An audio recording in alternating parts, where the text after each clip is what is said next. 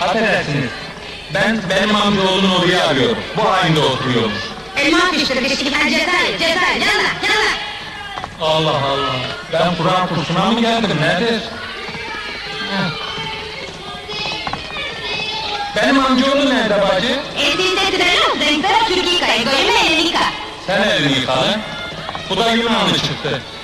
Burada herkes başka dilden konuşuyor. Birleşmiş Milletler Demokrasi ya!